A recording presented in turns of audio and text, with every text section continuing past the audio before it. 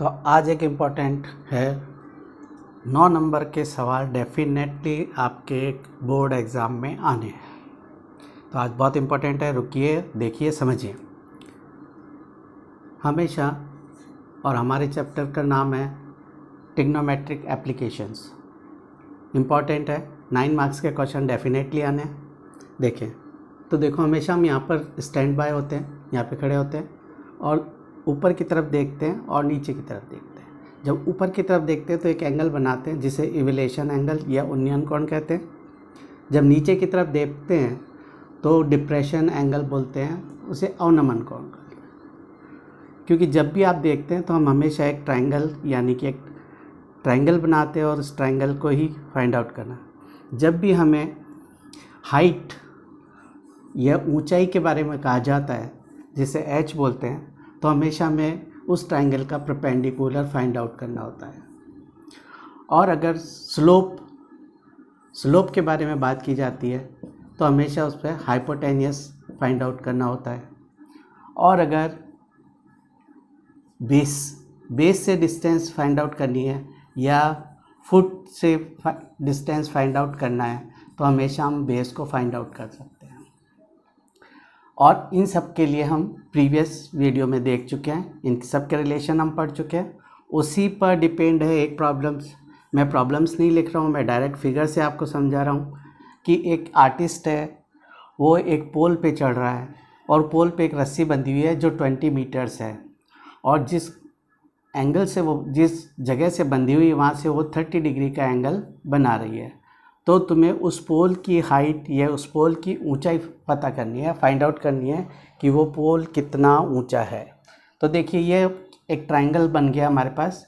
इसे क्योंकि पोल की ऊंचाई है इसे हम एच मान लेते हैं। ये हमारे पास हाइपोटेनियस है, हमारे पास एक रिलेशन है और वो रिलेशन है हमारा sine theta is equal to perpendicular upon hypotenuse. ठीक है, तो हमारे पास थीटा की वैल्यू गिवन है, तो हमारे पास थीटा गिवन है वो है sin 30, और ए बी हमारे को पता नहीं है, फाइंड आउट करना है, वो हमने h माना है, उसे h मान लीजिए।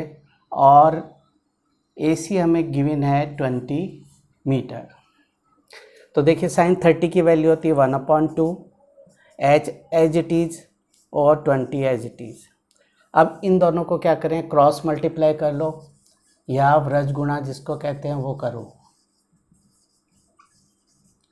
जब इसको व्रज गुणा करेंगे या क्रॉस मल्टीप्लाई करेंगे तो यह आ जाएगा 2h इज इक्वल टू 20, और h की वैल्यू निकालनी हमें, तो 20/2। 2 का जब इसमें डिवाइड करोगे तो h इज इक्वल टू आ जाएगा 10 मीटर। यूनिट लिखना बहुत ज़रूरी है। तो कितना पोल की हाइट हो गई, तो वो हो गई हमारी 10 मीटर। तो हमारे पास ट्रिग्नोमेट्रिक रिलेशन है, उसको रखते हुए हम किसी भी हाइट डिस्टेंस को फाइंड आउट कर सकते हैं। नेक्स्ट प्रॉब्लम है जो बहुत ही इम्पॉर्टेंट है, अधिकतर बोर्ड एग्ज़ाम्स में पूछी जाती है और बहुत ही इम्पॉर्टेंट है। मैं फिगर से आपको प्रॉब्लम समझा रहा हूँ और उस फिगर से आगे हम बात करेंगे।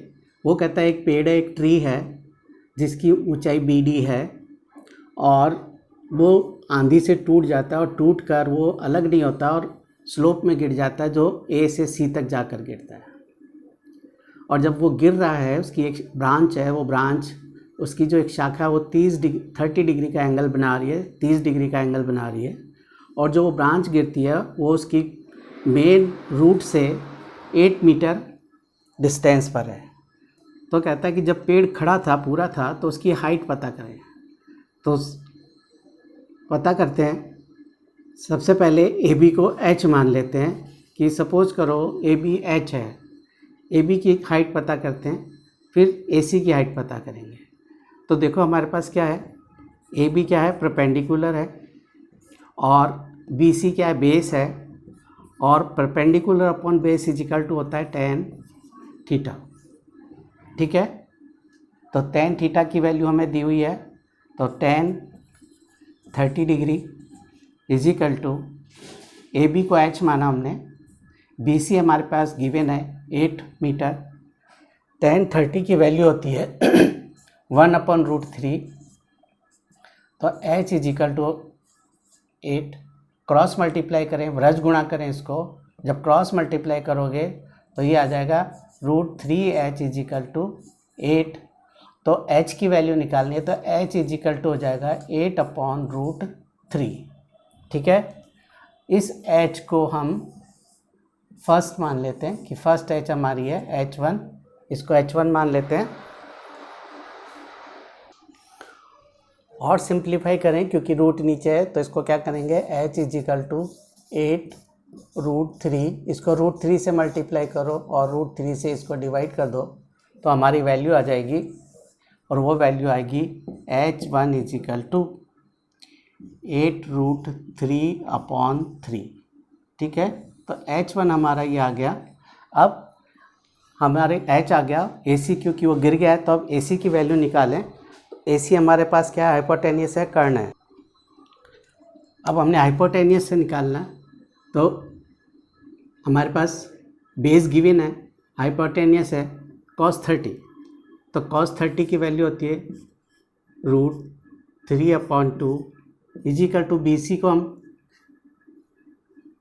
हम हाइपोटेनियस को H2 मान लें, और AC हमारे पास गिवन है, सॉरी BC हमारे पास है 8 और AC को हमने H2 मान लिया। क्रॉस मल्टीप्लाई करो इसको भी, व्रज गुणा करें, तो देखो √3H2 इज इक्वल टू 8 × 2, क्योंकि क्रॉस मल्टीप्लाई हो रहा है,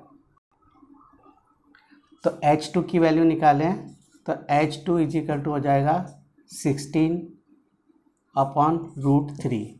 इसको भी सॉल्व करें, तो H2 इज इक्वल टू हो गया 16/√3, √3 से मल्टीप्लाई करो, √3 से इसको डिवाइड करो, तो आपके पास वैल्यू आ जाएगी 16√3/3। यह आपका सेकंड वैल्यू हो गई। ठीक है, तो हमें कुल ऊंचाई पता करनी है, तो H1 और H2 को ऐड कर दें, दोनों की वैल्यू लिखी, LCM लिख लेंगे 3, आपके पास आ गया 8√3 + 16√3। जब दोनों को ऐड करोगे तो 8 + 16 हो जाता है 24, और ये √3/3, 3 से कट जाएगा, तो इसको इससे कट ऑफ कर सकते हैं, तो ये हो जाएगा 8√3 मीटर। ये आपका आंसर। तो पेड़ की कुल ऊंचाई हो गई 8√3, और ज़्यादा करें तो इसको √3 की वैल्यू भी रख सकते हो, तो √3 की वैल्यू होती है 8 × 1.732, इसको इससे मल्टीप्लाई कर दो, गुणा कर दो, जब गुणा करेंगे तो ये हमारे पास आ जाएगा 13.86 मीटर। तो लगभग जो पेड़ की ऊंचाई है वो 13.86 है। इम्पॉर्टेंट सवाल है, अवश्य आ सकता है आपके एग्ज़ाम में, इसलिए इसी क्रम में नेक्स्ट क्वेश्चन है हमारा कि AB एक टावर है, और जो AB जो टावर है, टावर से 30 मीटर डिस्टेंस पर एक पॉइंट है, और उस पॉइंट से जब टावर के हेड को देखा जाता है या टावर की ऊंचाई को देखा जाता है, तो जो देखने के कारण 30 डिग्री का एंगल बनता है। तो कहता है कि टावर की हाइट फाइंड आउट करनी है, टावर की ऊंचाई बताओ। तो टावर की ऊंचाई बताओ, तो हमारे पास गिवन है, देखिए परपेंडिकुलर, बेस गिवन है और थीटा गिवन है। तो perpendicular upon base is equal to होता है 10, तो tan theta is equal to क्या होता है हमारे पास, परपेंडिकुलर अपॉन बेस। तो tan थीटा की वैल्यू दी हुई है 30 डिग्री, और AB को हमने H माना है, BC गिवन है 30, तो tan 30 की जो वैल्यू होती है वो होती है 1/√3 H/30। इसको क्रॉस मल्टीप्लाई करें, व्रज गुणा करें, तो जब व्रज गुणा करोगे तो ये आ जाएगा √3H is equal to 30। H की वैल्यू निकालें, तो 30/√3। तो देखो जब भी डिनोमिनेटर या हर के अंदर रूट होता है तो इसे सिंप्लीफाई किया जाता है, इस रूट को हटाया जाता है, तो रूट को हटाने का तरीका होता है कि जो रूट होता है उसी से एक बार उस टर्म को पूरी को डिवाइड करो और एक ही बार उसको मल्टीप्लाई कर दो। तो जब हम इसे मल्टीप्लाई और डिवाइड करेंगे तो ये आ जाएगा 30√3। जब रूट को रूट से मल्टीप्लाई करते हैं तो वो नंबर आ जाता है, तो 3 से एक कट ऑफ हो गया 10, तो हमारी वैल्यू क्या आ गई 10√3 मीटर। यानी कि जो हमारा टावर है वो कितना है 10√3 मीटर। और ज़्यादा सिंप्लीफाई कर सकते हैं तो इसको लिखेंगे 1√3 की वैल्यू होती है 1.732। जब इसको इससे मल्टीप्लाई करोगे तो आ जाएगा 10.17320। पॉइंट लगाएं तो ये आ जाएगा 17.32 मीटर। ये हमारा आंसर है। तो चैनल को लाइक करें, सब्सक्राइब करें, अपने कमेंट अवश्य दें।